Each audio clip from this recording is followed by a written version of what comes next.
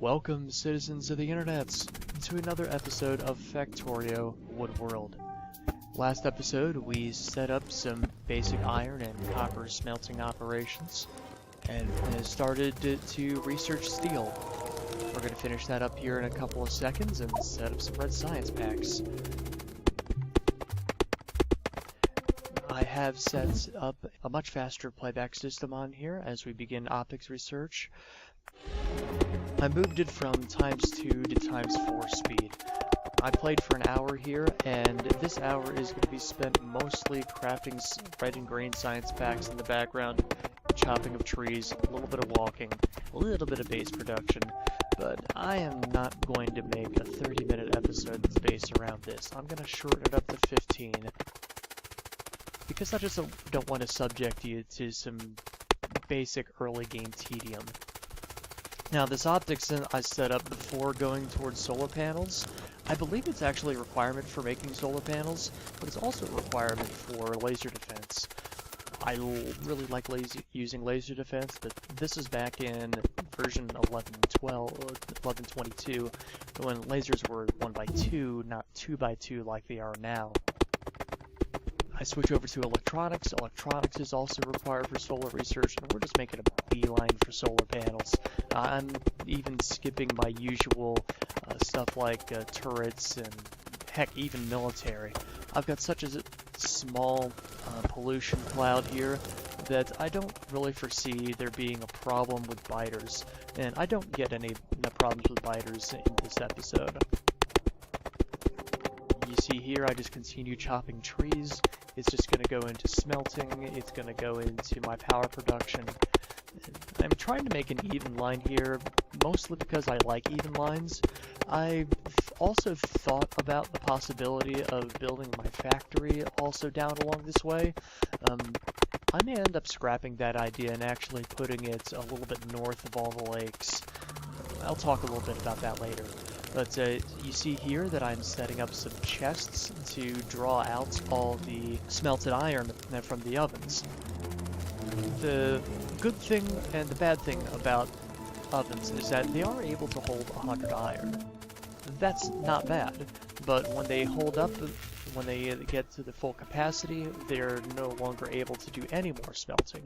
So I had to make some inserters. I needed to draw that out, so they continue to smelt. So when I return for my wood chopping, I'm going to have a lot of stacks to pick up. And I need all of that iron so that I can continue to make red science and green science. The copper ore, I don't need as much, but I set up a system for that as well because what the heck. I also set up a steel smelting system. Steel will require 5 iron to complete. So it's going to take a little while to build up stocks on that, which is, even though I set up a chest for it, I don't really need it. Yeah, I still have a handgun at this time. Usually, I have at least military research. I'd have an automatic machine gun at this point, just in case the biters come around, but again, my pollution is just so small, and it's not going to be much bigger compared to what I have now. I set up that chest. I get the research packs to just drop into, and I set up another research facility so that I can double my research speed. I probably should have tripled it, but I don't lose that much time. And I'm currently working on advanced electronics. I dropped down a radar. That radar will, well, I'd like the radar to begin combing out some of the unexplored area. I'm actually decided to do this manually later on this episode.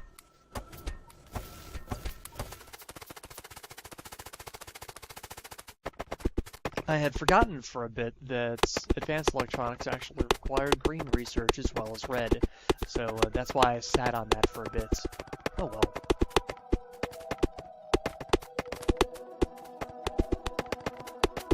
I actually never worked out calculations. I thought I mentioned this in the last episode that I wanted to get some calculations put up for wood power versus my power consumption, and I don't do that because I'm actually able to research solar panels and begin construction of them by the end of this hour.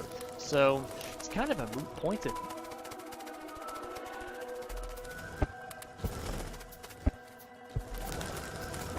the one thing I do want to talk about is how I want to set up my factory.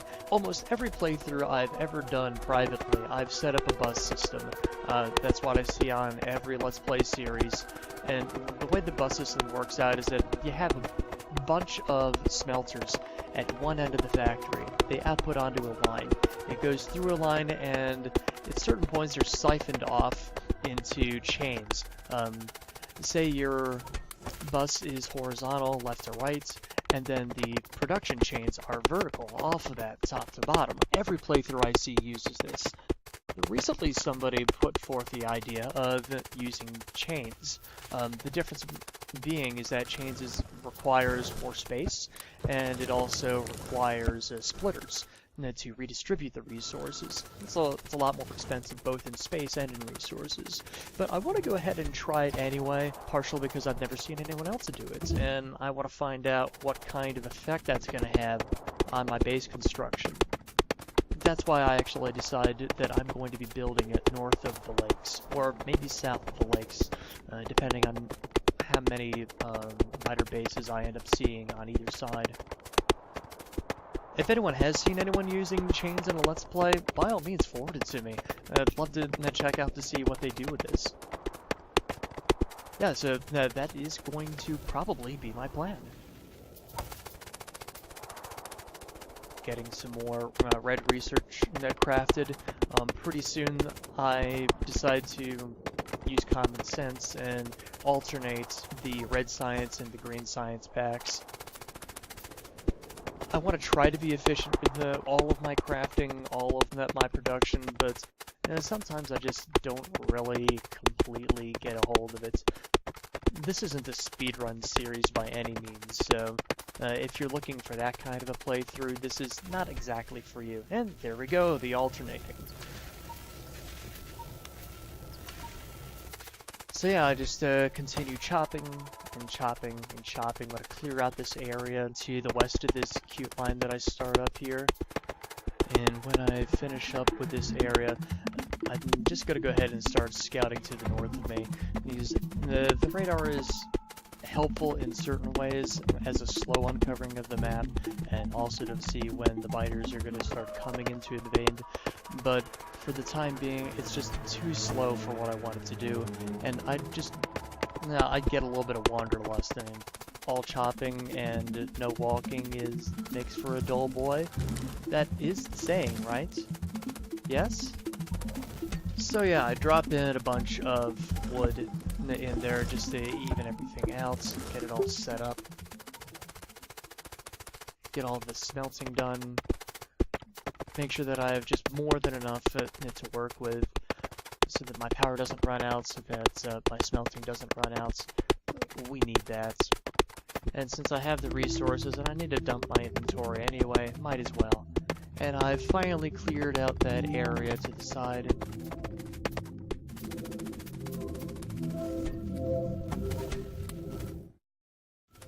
That times 4 of game audio. Ugh. It's just a pain to listen to it being played back that way. And we see the biter bases to the north there. They're small. Some of them can actually probably be taken with, coal! Haha! Coal! That's exactly what I was looking for. We need coal badly. And now that I see coal, I am certain that we're able to do a proper playthrough of this game, because if you don't have coal, you don't have plastics. And if you don't have plastics, you don't have any kind of mid-game equipment. If you don't have mid-game equipment, it's kind of a busted run. Here I am cleaning up more trees around the second deposit of copper that I see. We're eventually probably going to throw up a train up in that area, probably.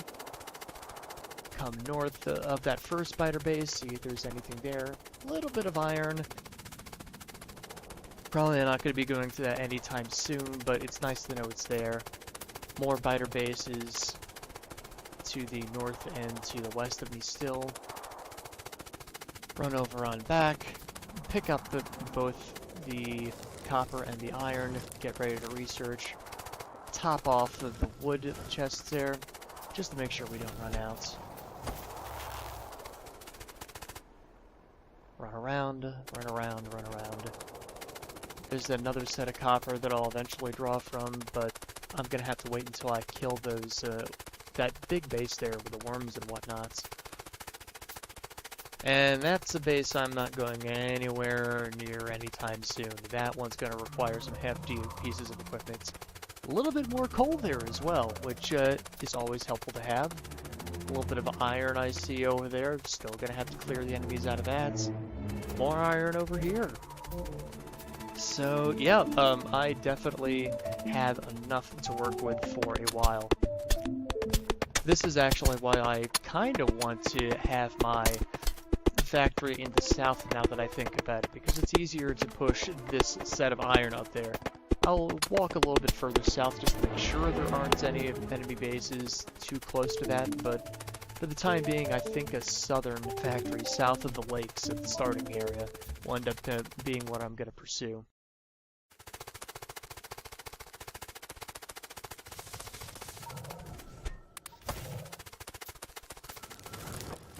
But either way, I'm still going to need a lot of space for a solar array because I'll be using only solar power, and I'm going to be seeing accumulators as well. But I do get that steel over here. That's doing okay.